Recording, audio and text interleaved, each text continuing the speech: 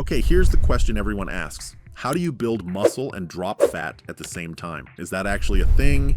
And if so, how much can be done in just 30 days? Truth bomb. The recomposition topic is stuffed with myths and recycled advice. If you don't understand how it truly works, you can burn weeks doing busy work, tire yourself out, and end up exactly where you started. Let's strip the noise and keep the parts that matter. By the end, this will click. You'll see how simple the idea really is, and you'll know exactly how to move forward with your own plan, whether that means leaning down, pushing a surplus, or aiming for a clean recomposition. No magic templates, no weird TikTok exercises, just the mechanics explained so you can use them.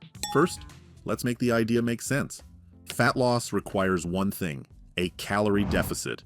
Pair it with a real training stimulus and sufficient protein, and your body can use energy from fat plus the amino acids you eat to support some new muscle. That's what recomp is. Nothing special. The reason people get confused is because they want a yes or no answer that applies to everyone. That doesn't exist. Every body is different. Yes, even yours. Two levers decide it for you personally: your current body fat level and your training age. Let's start with body fat. Fat is stored energy that your body actually wants to keep. Basic survival.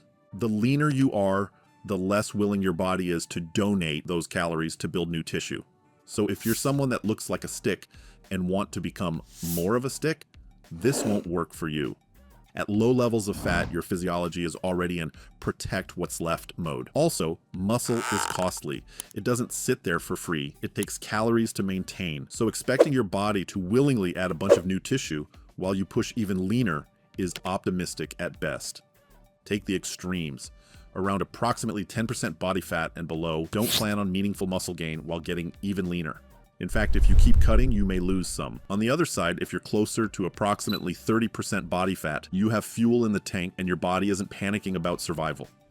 In that scenario, adding muscle while dropping fat is far more realistic. Most people live somewhere between those endpoints, which means the potential operates on a spectrum. Higher body fat equals better odds for visible recomp. Lower body fat equals focus on keeping muscle while you peel fat. Same rules, different expectations.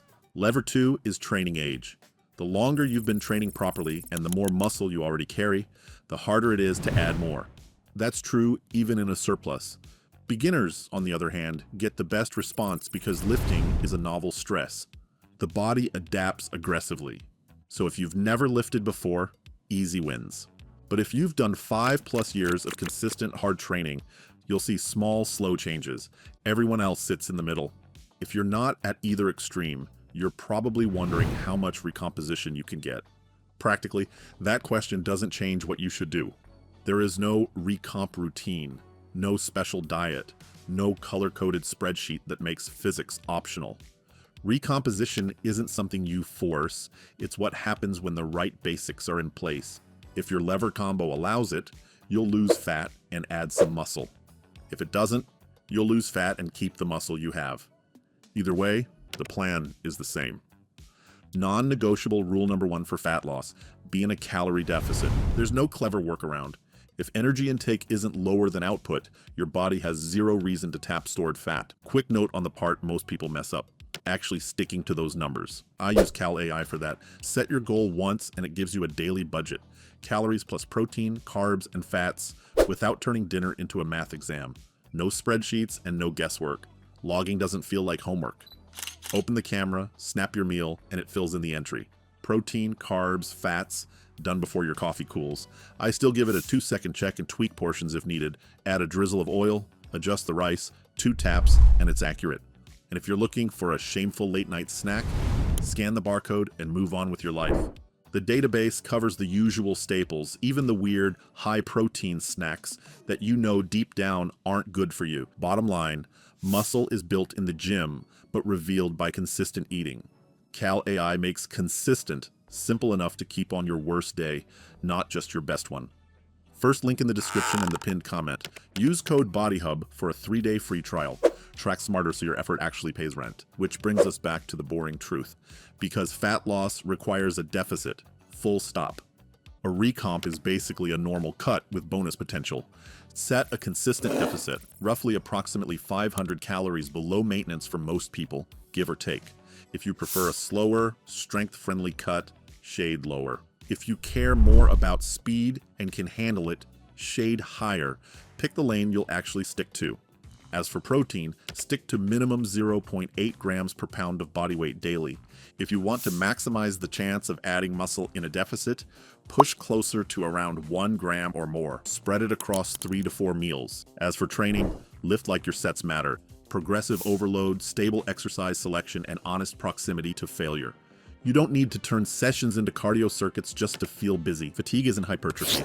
Take hard sets to within 1 to 3 reps of failure and drive performance where it's realistic. The rep scheme that works when you're not dieting still works while you're dieting. The difference is your margin for error shrinks.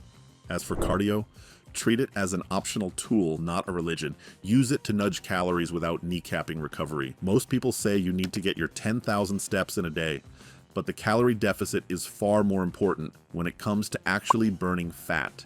Then, focus on what's king: sleep. High quality sleep and enough of it.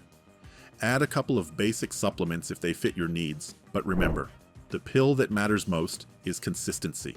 There, based on your starting point, how much fat you're carrying, how much muscle you already have, and your genetics, any muscle you can add during the cut will show up as a side effect. And that's the whole story. Body recomposition isn't a special training style or a unique diet. It's simply what happens for some people while losing fat in a deficit. Your body was never the problem. The advice was. Now you have the signal. Now if you're lazy like me and just want a summary for everything you just watched, here it is. Recomposition is real, but it's not a program. It's a byproduct. Run a smart cut, real deficit, real protein, real training, real sleep. Your starting point and training age set the ceiling for how much muscle you might add while you get lean.